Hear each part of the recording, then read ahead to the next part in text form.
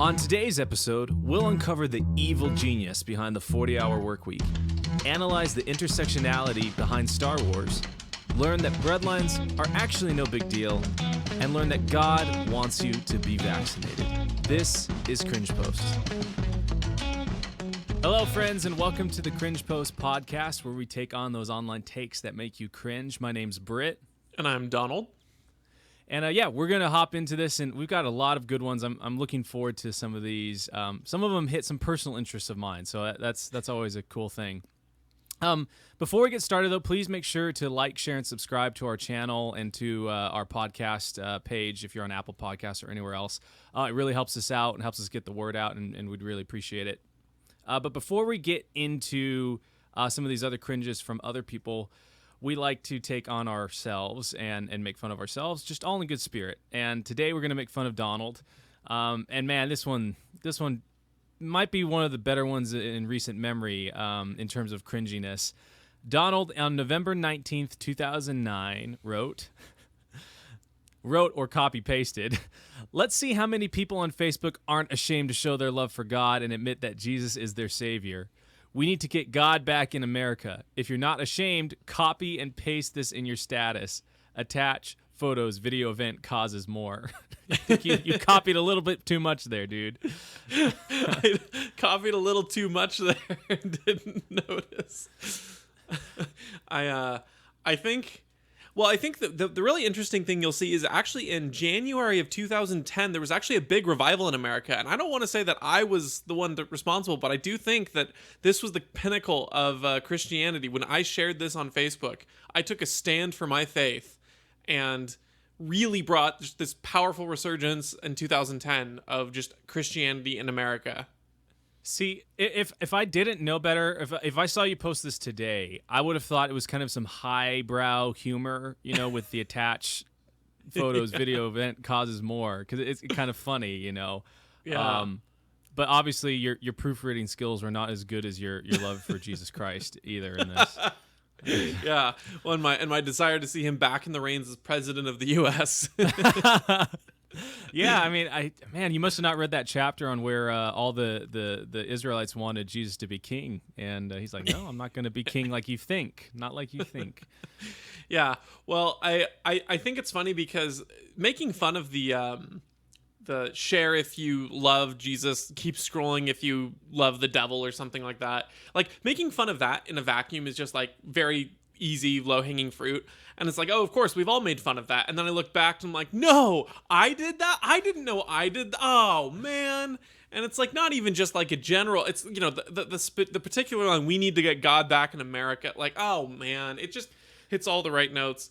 It really goes to show that, like, you really cannot throw stones from glass houses. And that's why we do these cringe posts or for their self-cringes. Yeah. Exactly. Yeah, because it's like at some point, we've all said something that future self is going to look back and be like, oh, man, past self, what were you thinking there? And that's, I guess, our overall hope, right, with a lot of these different cringe posts is that eventually maybe their authors will look back and be like, oh, past self, why did you say that or why did you think that? And on to greater and better things, ideally. Yes. Well, I say let's move on to some of the other photos, video, events, causes, and more. Some people that can make a change in their life. So yeah. This person, I can't quite read if we can name them. I don't think we can. But they posted on Instagram a picture of Henry Ford. And they wrote, September 25th, 1926, Henry Ford announces the 8-hour, 5-day work week. And then someone comments below it, "It was you," accusationally. And then the rest of it doesn't really matter, I don't think. No. And you know what's funny? To me is maybe this is where I debut this category of cringes that I think will be funny, which is accidentally based. Because highlighting "it was you" is meant to be a derogatory, but in retrospect should actually be like, it was you. Like, you were the one who standardized this work week in a way that made it so that people didn't have to work long factor hours, and you made an efficient system, and you attracted workers with this standard way that people wanted to come work for. So while it's obviously meant as a derogatory, I'm going to call it accidentally based. That's a good one because yeah, it was Henry Ford who figured out that, oh man, like maybe if I do assembly line, and like then maybe I don't have to have people working 100 hours a week for slave wages, what we consider that, because you have to produce something, right? It has to come out, and that's like the beauty of it is he discovered assembly line, and that like the more economies of scale and efficiency, like everyone else is made better because of it. It's just crazy that it's the definition of first world problems when we look at the 5-day work week, 40-hour work week, and think what an awful, terrible thing that we have this. Right. Well, it's like the amazing thing about that is it's like only 8-hour work days, which is like what? And then it's only 5-day work weeks, which is like what? And at that time. And we look at it now and we think, oh, this is, casting us into this locked system that can never change. And he's responsible for the work. It's like, no. Work always exists. Work and labor need to exist for there to be productivity and for people, to alleviate starvation and poverty and disaster and all these sorts of things, to stave off the natural world, as it were. And so to think that like this is some imposition of something you're locked into is the complete wrong way. It's reducing having to work 7 days a week, having to wake up at 5 a.m. and work until midnight. Like this was a saving grace. And you think about it because that's why employees were rushing to work for him, because of this guarantee. And it's not to say that you or I would say that the 5-day work week, 8-hour model works everywhere, or that is even necessarily still as relevant today as it was when he introduced it. I think especially with remote work and other things like that in the digital world, different flexible hours and different, maybe 4/10s or whatever the case may be, can work for people better. But having a standardized system like that was voluntarily introduced shifted the entire paradigm of the economy to accommodate people in a way that gave them much more benefit and free time in their life. Yeah, this would be the equivalent of someone like looking at like what's a good. Oh, this is a good one. So like someone looking at the cotton gin and being like, someone makes a post with a picture of the cotton gin and it's like on this and such a date. I'm trying to look up what day that was made. Yeah, Eli Whitney. 18 whatever. Yeah. Like the cotton gin was made available, and basically like you didn't have to have people in the fields picking cotton anymore. And someone's like, it was you who eliminated the ability to pick cotton. It's like, yeah, it's a good thing, right? Like, yeah, people don't have to work as hard, and they produce way more, and that's a fantastic, fantastic world to live in. That's a perfect example. It's like Eli Whitney is this evil person who created these machines that slaves had to run to pick seeds from the cotton, and it's like, yeah, they had to do it by hand before. It's not a matter of us saying like, yes, a cotton gin is the perfect way to do things now, and that slaves using a cotton gin is perfect. It's the introduction of this relative to its time was incredible and was good and was an amazing thing, and he should be lauded for that. So yeah, great example. Yeah, one of my favorite examples we've talked about, and this was kind of in the beginning of my waking up to like anarchy and all that. And you said, the people that benefited the most from indoor plumbing was not the rich people. Like the rich people already had servants to take out their chamber pots and everything. It was the poor people, right? Because now poor people could have some way to actually like get rid of waste instead of throwing it out in the street and all that stuff. And that's what innovation does. That's what, when you invent assembly lines, whether it's by ideas or by actual like products or anything like that, like the vast majority of people become better off when things are easier to do. Totally. All right, moving on to our next one. So this was what I mentioned earlier. Personally, I have some love for what's going on. I don't necessarily love this post, but I very, very much love Star Wars. And man, we're gonna have to do like a Star Wars like Last Jedi themed cringe take sometime. No, because I bet there's a bunch of heart them. for that. I know, it's really sad. And anyways, to kind of punctuate that sadness, we've got Star Wars Twitter account posting here, and they say, artist Jack Hughes celebrates LGBTQ plus History Month with a brilliant piece of art highlighting women of the Star Wars. That's not... Of the various Okay. Star Wars that occurred. Yeah, of the Star Wars. Read an exclusive interview with the artist, and then they have a picture of all the women in Star Wars that all, I'm pretty sure, like we talked about, all had crushes on men. So I don't really get how that fits into LGBTQ plus History Month, other than, I don't know. Maybe you have an idea. No, I don't. I was saying that I woke up and I was scrolling on my feed before getting up for the day, and I was concentrating so hard trying to understand why they posted a picture full of women on a post about LGBTQ plus. It's like the idea, and to me, this the underlying assumption here is intersectionalism at its finest, which is that if you are a minority, you are in a box, and you can be associated with other oppressed boxes, and your oppression and your minority status is how you identify. So since women are, minority to men, and they're not even a numerical minority, right? It's just sort of a societal minority, as what they might say. But because of that, posting that with some oppression idea is somehow celebrating LGBTQ plus, a different intersectional minority box that you can check. But it makes no sense any more than it would be to say to celebrate LGBTQ plus History Month, we're gonna highlight our black Star Wars heroes.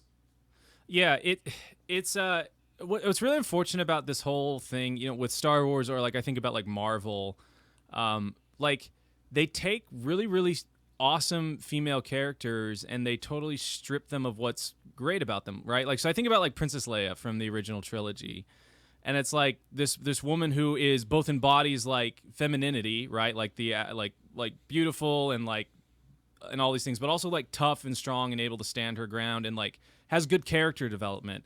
And then they substitute it with very Mary Sue like stuff because they're like afraid to like, to them, any sort of weakness, they can't portray that in an intersectional character, right? So you've got Rey, who is the most boss Force user ever without ever even being trained. It's like, dude, you don't have to do it that way, right? Like, what makes Luke Skywalker a great character is that he's got faults and flaws, and like he journeys and overcomes them, right? And you look at that. What makes Han Solo great is he's got faults and flaws and he overcomes them. And then they totally ruined it in the sequel trilogy by making him like basically go back to all the faults and flaws he had and overcame in the original trilogy.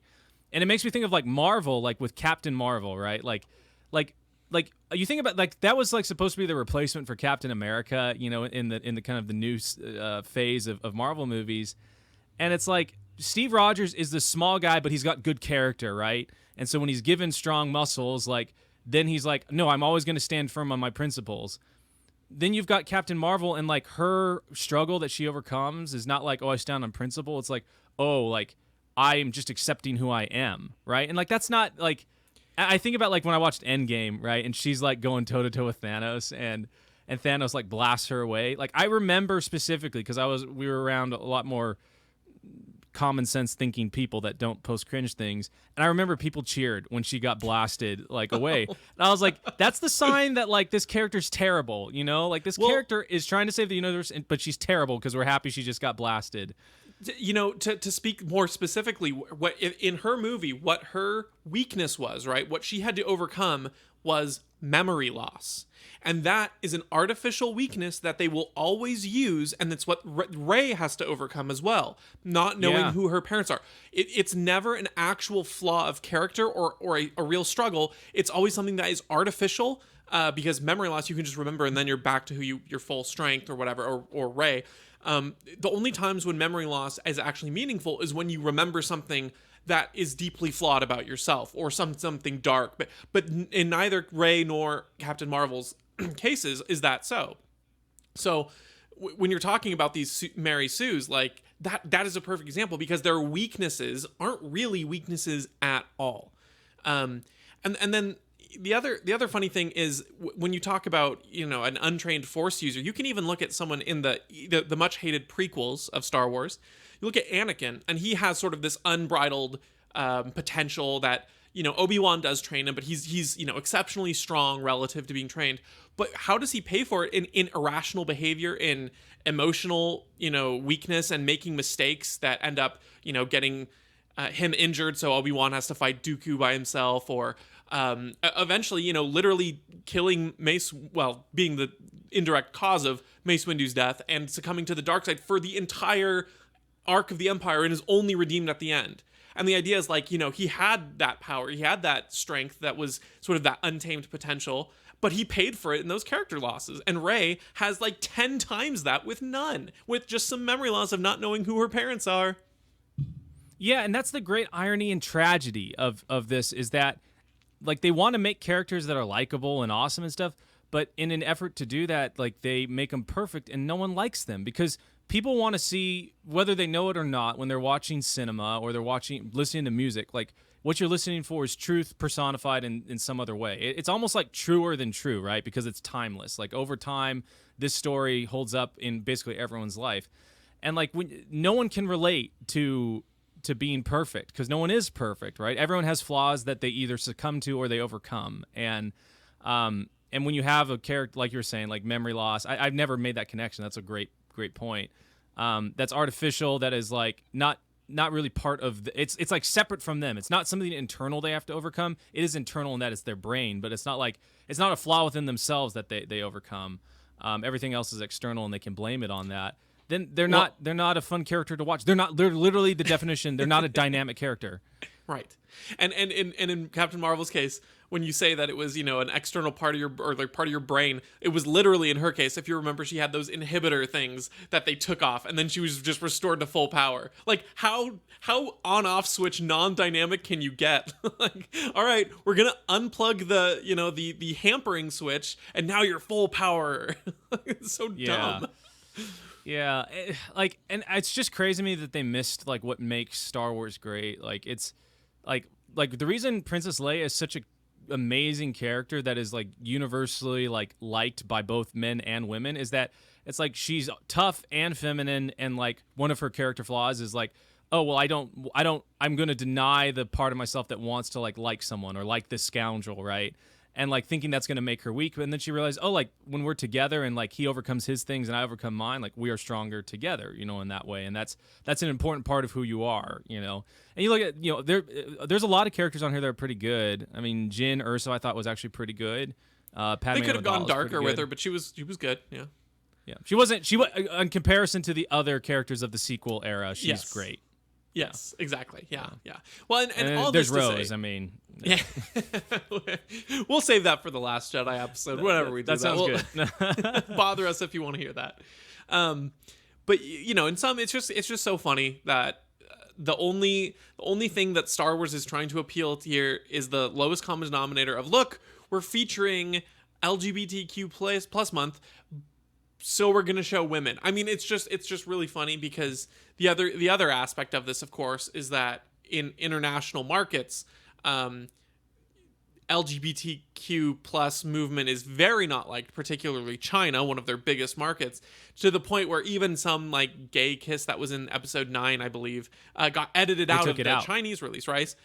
So it's not only is, that why there's probably no real representation in Star Wars, but also just because it's super cringe that they're trying to posture like they care about this thing when clearly they don't. Otherwise, they would make some kind of a stand and include that in their product. But now that they can just probably safely post it on Facebook where China doesn't have access and move from there. So yeah, no conviction. All right. I mean, at least share your status and say, you share this if you're not afraid to say you love Jesus, right? Yeah, there you go. All right, moving on to our next one. This person tweets, "It's funny how ignorant Americans never ask folks from the Soviet Union what they thought about breadlines. In my experience, there's a lot of nostalgia for the sense of community they fostered. The bread shortages themselves were no big deal." My gosh. I don't know, Donnie, I think that if we had some sort of food shortage and you and I were starving and lost 30% of our body weight and, 2 out of 4 people had malnourished, like that sounds like a lot of community building right there. I think it's worth it. Yeah. Well, I mean, it's like, it's one thing to say that, we have a more disengaged population and we need to build back community and stuff like that. Like, yeah, I actually agree with that. I could, I believe in physical in-person communal gatherings of things.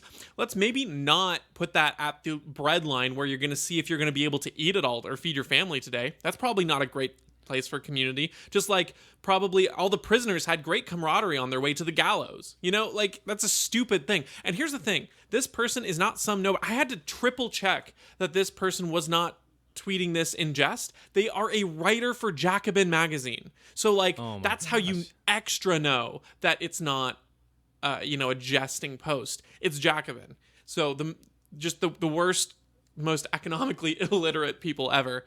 So of course this person's going to be downplaying the brutal realities of communism because that's what they're aspiring toward. Well, it just reminds me, and I know this quote has kind of been taken out of context every now and then, but Bernie Sanders saying, "Oh, breadlines aren't quite that bad," and it's like, dude, when have you ever been in one? like maybe if you're in a line to grab bread at the grocery store, that there's plenty of it, and there's literally 50 different types, and most of it gets thrown away because there's so much abundance of it. I guess we're gonna have a chance potentially here in the next few months with all the supply shortages and everything to actually see what this is like. I went to the store the other day. My wife wanted a donut on a Saturday morning, so I went and grabbed a donut for her, and there was only one chocolate bar left, and everything else was gone. And the sign up said, "Hey, like, it's not that everyone is taking it; it's like we're just short on flour." It's like, that was terrifying, man, to see that, because like they make those donuts, like that means that there's like a gap in supply chain like right now today, and we're gonna feel it really, really bad here in a month or two. That's beside the point. But like anytime there's a shortage of something and people can't get what they need, food is kind of a necessity to live. It's not a happy time. Right. Well, and people criticize the excesses of capitalism, like in your example, like, oh no, someone doesn't get a donut. And it's like, that is a good problem to have relative to bread being on the shelf in communism, right? Like, we don't want to get there, but the fact that capitalism has built us to the point where we, when we have these supply issue shortages, we can actually reduce some of the luxuries, which is not where we want to be. But the fact that we have that luxury barrier is in and of itself a testament to the goodness of capitalism, right? But I want to look back on this tweet specifically. He talks about no one asks what the Soviets think about breadlines. Well, that's just not true. Like I've read, I've watched, I've spoken with so many different people and interviews and things of expats who come over here to escape that, and how horrible it was, and how they always warn about the path leading there. But anyway, point is, he says, in my experience, there's a lot of nostalgia for it. And then the last line, the bread shortages themselves were no big deal, NBD. His whole tweet doesn't make an argument. You can strip away the first two things because they don't support that claim. His claim at the end is the bread shortages themselves were no big deal.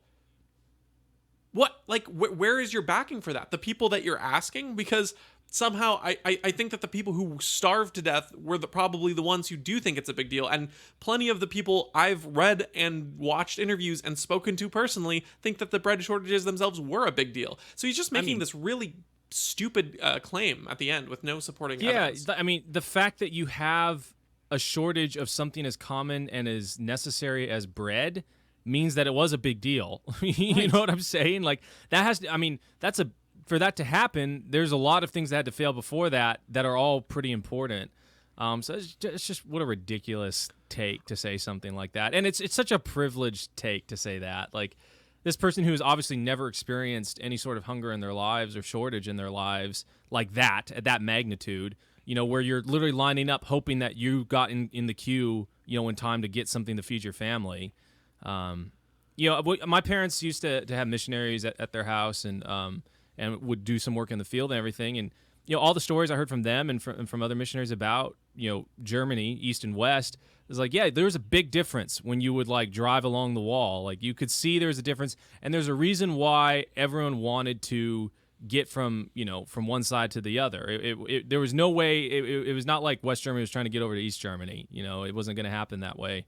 And we see that now today too. Like people talk about like, Venezuela and all these things. Like, yeah, they're all equal there, and they've got the same amount of bones to gnaw on. Like, that's good job. That's the reason they're all trying to come over here, right? As imperfect as our capitalist society is, and not free market like you and I would like it, like, it's still much better than these socialist societies are. Right. And you even look, again, imperfect examples, but like you look at the moves in China and India towards more capitalist policies. And I wouldn't say it's because there's a free market movement going in, right? There's no free markets destroy pages going up in China or India. It's out of a necessity because of their massive populations and those countries realizing we have to feed so we don't have mass starvation and death. Otherwise, we literally kill our countries this way. And so almost, out of a forced necessity, are they moving towards more capitalist models just because they need to keep bread on the shelves? And so, yeah, I think you can look empirically, you can look personally at different stories of people and just historically and see that this claim is completely bunk. Yeah, that reminds me of like the fact that those communist countries and socialist countries like are inevitably having to resort to capitalist, methods and markets. It reminds me of this kid I was talking with this past Sunday, and we were talking about the computer chip shortage because he was having a hard time getting some like graphics cards and stuff. He was like, I just wonder why. Yeah, say again. Sorry. Oh, I feel his pain. That's my next upgrade I have to do. But yes. Yeah, so he was talking about that, and he was like, I just don't understand why they're there. I'm like, well, here's the problem, right? Like he was trying to say they should have classified like computer chips as essential, computer chip manufacturers. And I was telling him, I was like, dude, it's a little bit more complicated than that. Like what happened is that they classified a bunch of things as not essential, but those things are essential to produce computer chips, right? Whether it's, the silicone or the different little components that they use for it. And so when they classified those things as not essential, they stopped manufacturing them. And now, lo and behold, you've got this computer chip shortage that makes it so you can't build cars and can't build graphics cards and all this different stuff. And he's like, man, you're right. Like, man, it would just be great. We need to have, you need to assemble a bunch of people that are really smart that can take in all those variables to solve it. And I was like, yeah, that's the problem. Like, there's no one smart enough. No group of people. Like, you could have 10,000 of the smartest people that have ever existed thinking about this problem, and it would fail because you can't coordinate 10,000 people thinking simultaneously, right? Like, that's the funny thing about it. You need the aggregate input of the market, based on supply and demand and incentives and marginal utility to account for that. And when you let that run free, at some point the equilibrium hits and it balances out and everything gets cheaper, better, and faster. But yeah, there's no one could anticipate, oh crap, like if I make it so that this silicone provider can't manufacture, like it's going to have we're not going to have any new cars. Cars are going to appreciate in value because there's so little of them. And that's no one's smart enough to manage all those inputs and outputs. Totally agree. All right, moving on to our last cringe of the day, and this one's a video one, and it's Kathy Hochul from New York, the new New York governor. Let's see if this plays. We have to get this community back, and what we went through this pandemic made us stronger. I believe that, especially when I talk to young people who weren't able to have their graduations from high school or a normal life for the last 18 months. I say to them, whatever comes your way in life, you are stronger. You are more resilient. God let you survive this pandemic because he wants you to do great things someday. He let you live through this when so many other people did not. And that is also your responsibility. But how do we keep more people alive? We are not through this pandemic. I wished we were, but I prayed a lot to God during this time. And you know what? God did answer our prayers. He made the smartest men and women, the scientists, the doctors, the researchers. He made them come up with a vaccine. That is from God to us. And we must say, thank you, God. Thank you. And I wear my vaccinated necklace all the time to say, I'm vaccinated. All of you. Yes, I know you're vaccinated. You're the smart ones, but you know there's people out there who aren't listening to God and what God wants. You know this. You know who they are. I need you to be my apostles. I need you to go out and talk about it and say, we owe this to each other. We love each other. Jesus taught us to love one another. And how do you show that love?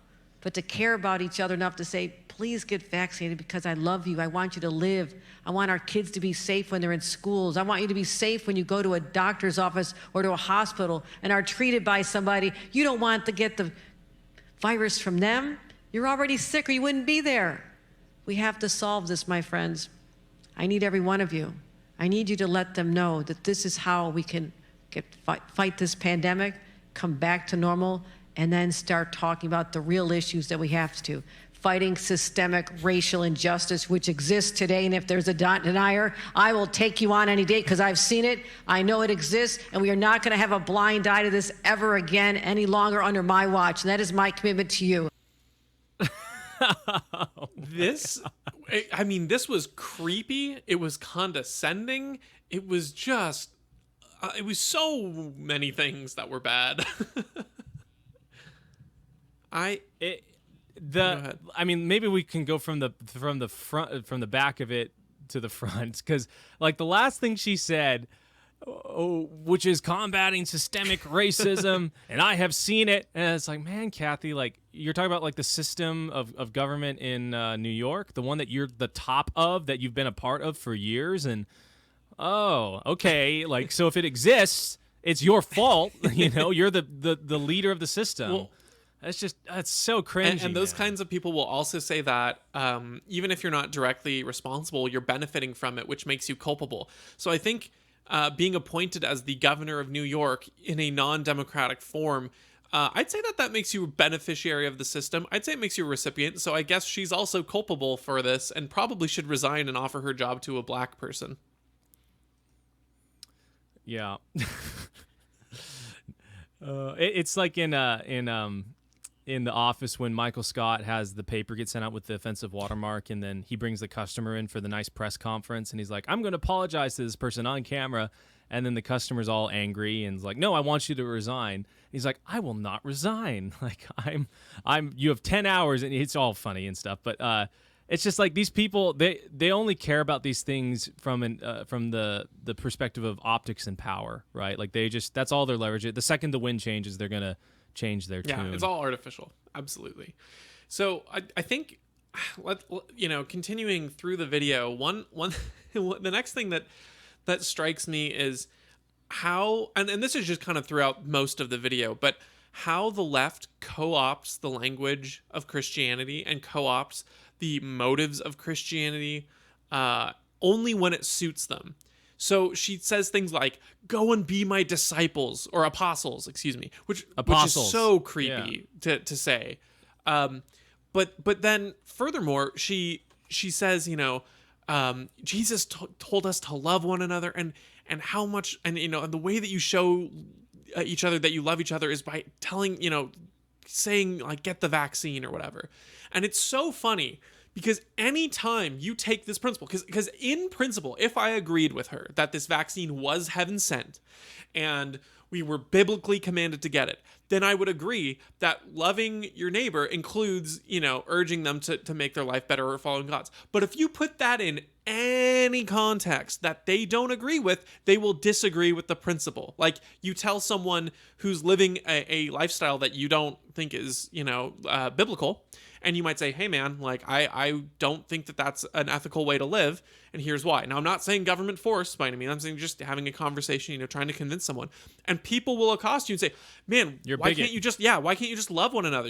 Why can't you just tolerate them? Just love their lifestyle. And yet when the shoe is on the other foot for them, they understand that actually loving someone means having a difficult conversation or trying to bring them into the right light. Now, of course, this is for a creepy political end and has nothing to do with an actual system of ethics or morality according to the Bible, which she's just merely puppeting in order to use the language to try to condescend to this Christian conference of some kind.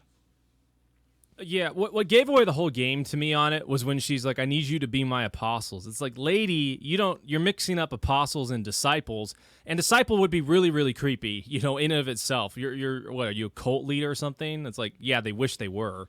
But apostle, it's like, man, that kind of only applies to the 12, disciples of Jesus and maybe some of the earlier church leaders, like the Apostle Paul and stuff. But it's like there's not more apostles being made. Like that's a word that's used to describe the early church leaders.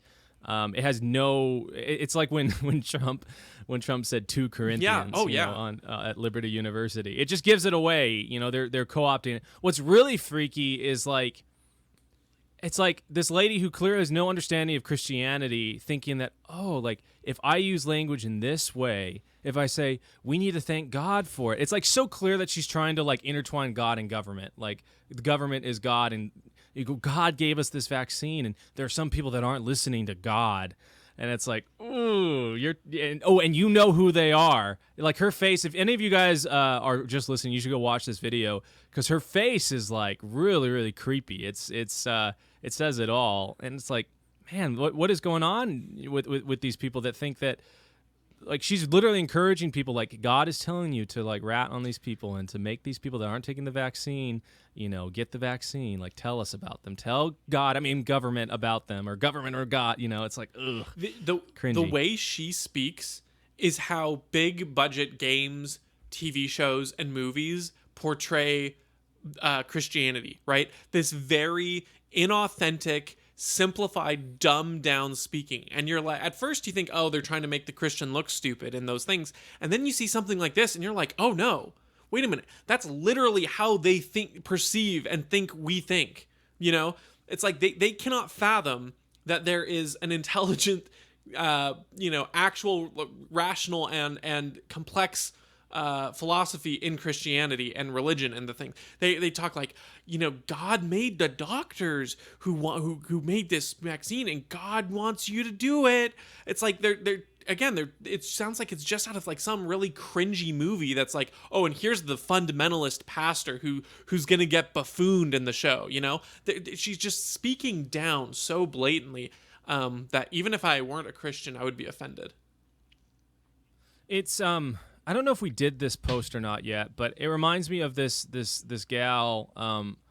She, there was this debate about abortion, and she was trying to say that, well, Christianity, condones abortion because in the Bible it says that God first, life begins at first breath, and like this lady is a self-professed like atheist, like posts hateful things about Christians all the time, and it's like, okay, one, you're wrong.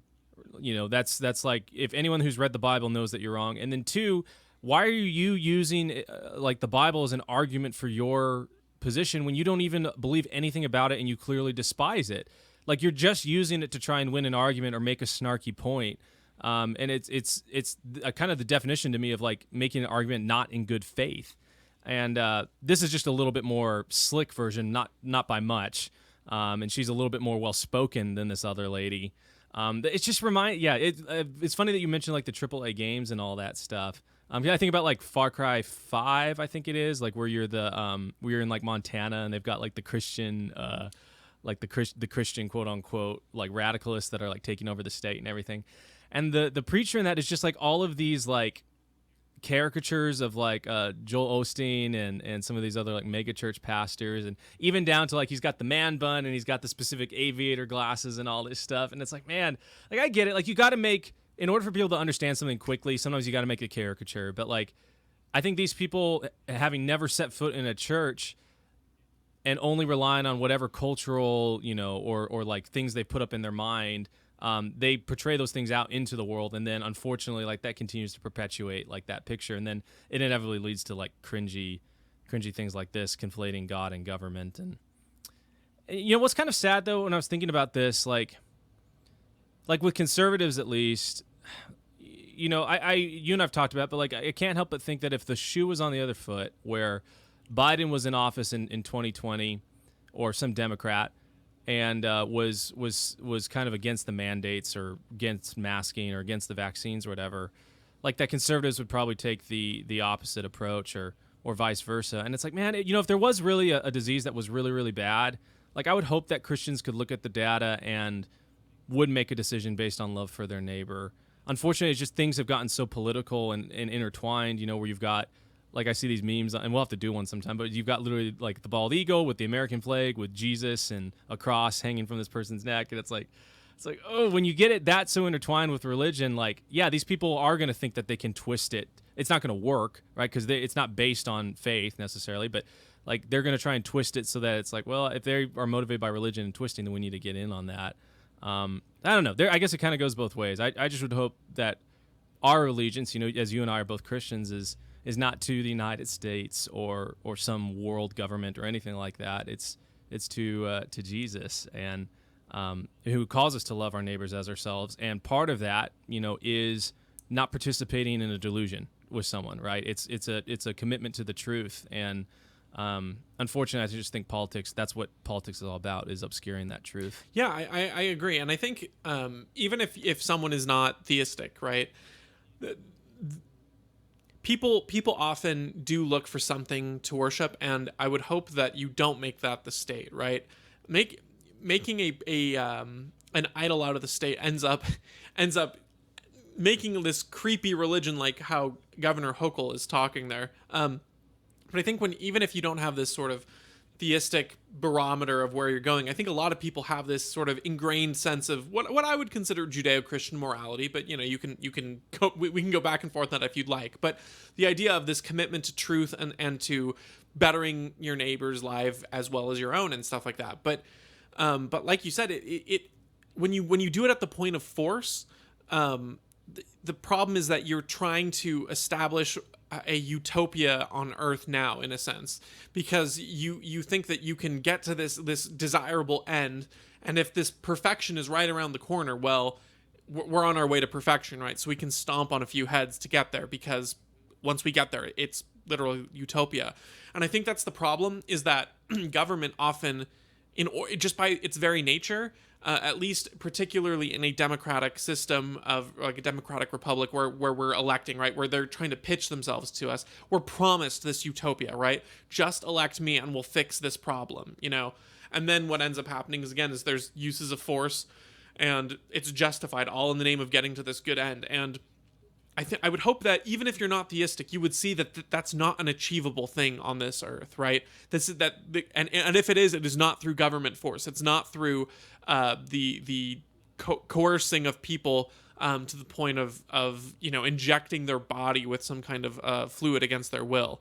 So that's ultimately what scares me about this kind of language and the government ethos, is that it really does try to promise this perfect problem solved reality that just, let's talk about, like, you mandate a government vaccine, you're still not going to get 100% compliance. And I think the science bears out, let's say we have 100% compliance with the vaccine, you're still not going to get rid of COVID. And, let's say we get rid of COVID, you're still not going to get rid of all diseases. There's just infinite levels to this where, the very first one isn't true, let alone the following more and more ridiculous scenarios. And so I think it's pretty self-evident that a government that forces these kinds of things just won't stop there. And it's just them putting out the red cape and pulling it away from you as the ball. Lucy holding the football for Charlie Brown. There's always going to be another thing. And they will use any means to get it. And in this particular case, it's this creepy religious language, which to me is a little bit more like lining up with their true intent than normal. Yeah. Did you see the Janet Yellen interview where she was talking about the new unrealized capital gains tax? Yes. Have you seen that? Oh my gosh. So that's terrifying, right? So it's like, basically, to me, it's like, oh crap, they're it's literally the definition of that meme of like the Bugs Bunny, like, your losses are profits, on the stocks and everything. And the way they kind of like did damage control, because people were freaking out about it, because basically that takes away any ability for you to accrue equity in your house, or even hedge against any sort of inflation by owning assets. They were like, well, no, it's only going to apply to the billionaires, the top 1% of people. And I was like, okay, so when has that ever worked out where you said that and then it didn't eventually inevitably apply to everyone else? Like, I think about the income tax when it was first implemented in the early 1900s. And I read somewhere, I think it was like it literally did apply to the top 1%, I believe, at that time frame. And it was 3% or something like that of their income. And now look at us today, right? The income tax hits everyone, rich or poor. And it's not 3% of your income. At a minimum, it's going to be 10%. Effectively, for other people, it can be 10, 20, 30, 40% on the really, really high range. And so that's the game. There's, as Thomas Sowell says, like, there's nothing so permanent as a temporary government program. And this whole thing of like you're saying, they're always going to move the line. They're always going to push it. It's in government's nature to take more and more power and to make people more and more dependent. And it's what's creepy, like you're saying, is when they start trying to use this religious language. They use it, obviously. It's weird when they use religious language to describe the state, but then it's also very weird when they're trying to like bring it into Christianity and convert people into that cult. And I remember in Germany, you know, when I visited there, like going to some of these churches, and you'd see them, they had been converted like to Nazism, right? Like Hitler would have these pastors and these bishops and stuff meet with him, and he get them on his team. He'd get them on his team. And I'm not comparing everything that's going on right now, you know, to that. Obviously, that was different, but still same vein. We've talked about that before. I'm not anti-Semitic. I'm not going to end up on that, you know, anti-Semite, you know, with the red letters and everything, like Thomas Massey. But yeah, it's just for these people that love the separation of church and state, they sure love using Christian arguments to justify their clearly, you know, things that don't have any application to Christianity at all. Yeah. Well, and anytime you hear a government official saying, you know, for God's sake, you need to track down those people, you should run. Just doesn't matter what they're saying. Anytime you hear a government person saying God wants you to track down this group of people, that's not a good sign. I'm not going to make a dude. That reminded me. Well, I'm not going to make a Nazi comparison necklace, here, but it almost floats there. I'm not making the comparison though. Yeah, that reminded me, because right after that she talked about like, that's why I wear this necklace, the vaccine necklace. It's like, what? Yeah. Like, got your little crucifix there. I couldn't.